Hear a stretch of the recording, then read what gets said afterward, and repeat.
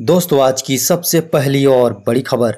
झारखंड में प्रसव पूर्व लिंग जांच करवाने वालों पर होगी बड़ी कार्रवाई। 10 दिनों तक चलेगा सघन जांच अभियान। दोस्तों, स्वास्थ्य मंत्री श्री बन्ना गुप्ता के निर्देश पर झारखंड में प्रसव पूर्व लिंग जांच तथा कन्या भ्रूण हत्या पर रोक लगाने के लिए अगले 10 दिनों तक सघन जांच अभियान चलाया जाएगा। इस दौरान राज्य में संचालित सभी अल्ट्रासाउंड क्लिनिकों की जांच की जाएगी। स्वास्थ्य विभाग ने इसके लिए जिलों के लिए अलग अलग टीम गठित कर दी है।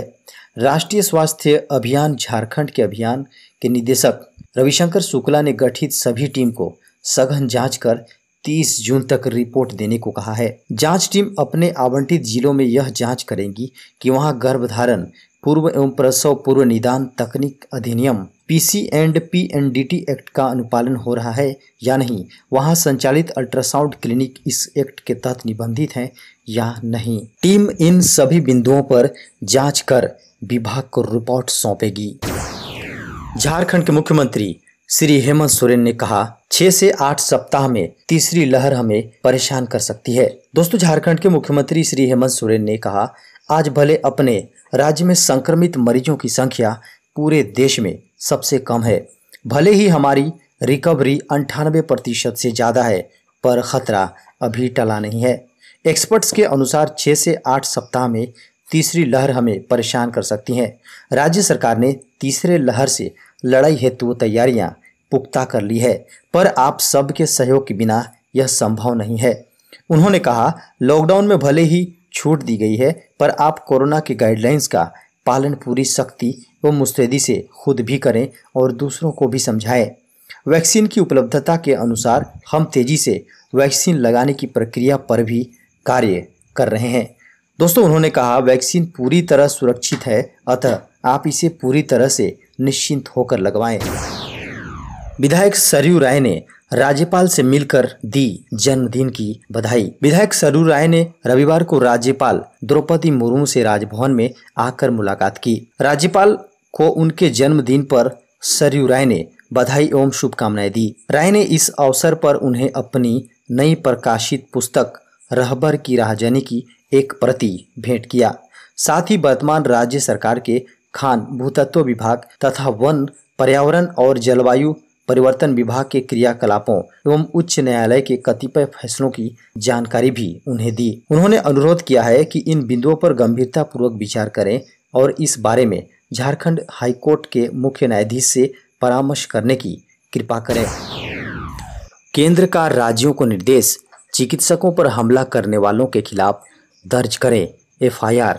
केंद्र ने शनिवार को राज्य सरकारों से डॉक्टरों और स्वास्थ्य कर्मियों पर हमले में संलिप्त लोगों के खिलाफ मामले दर्ज करने और सख्त महामारी कानून 2020 लगाने को कहा।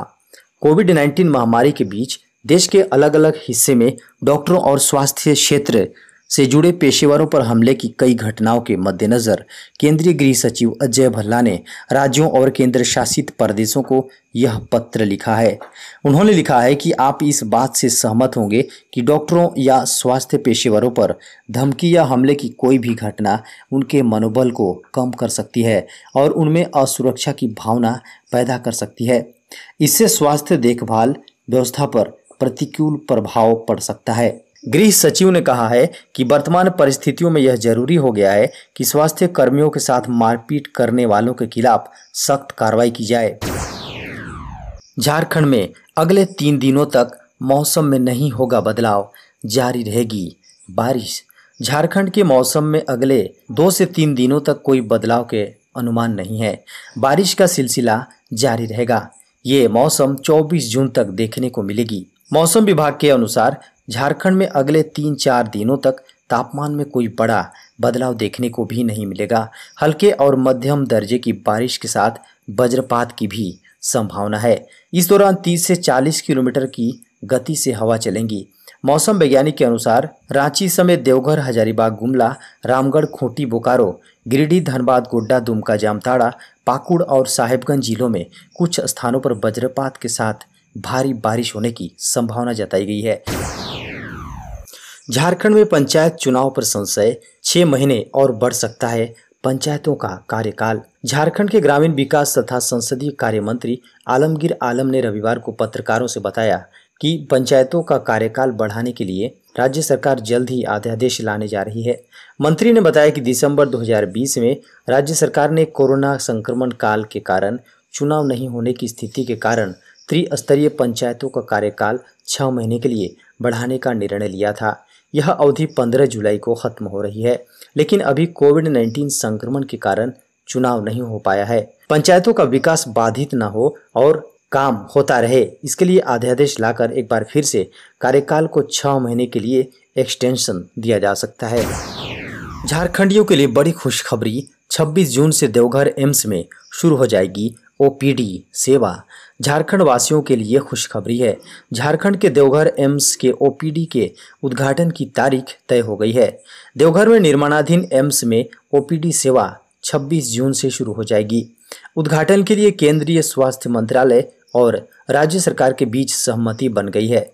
उद्घाटन 26 जून को दिन के लगभग 1 बजे वर्चुअल तरीके से होगा। दिल्ली से केंद्रीय स्वास्थ्य मंत्री डॉक्टर हर्षवर्धन और रांची से मुख्यमंत्री हेमंत सोरेन इसका ऑनलाइन उद्घाटन करेंगे। वर्चुअल उद्घाटन समारोह में गोड्डा सांसद डॉक्टर निशिकांत दुबे भी रहेंगे। देवघर एम्स के ओपीडी के उद्घाटन को लेकर पूरी तैयारी कर ली गई है। झारखंड में शिक्षकों के स्थानांतरण नियमावली में संशोधन की तैयारी शुरू।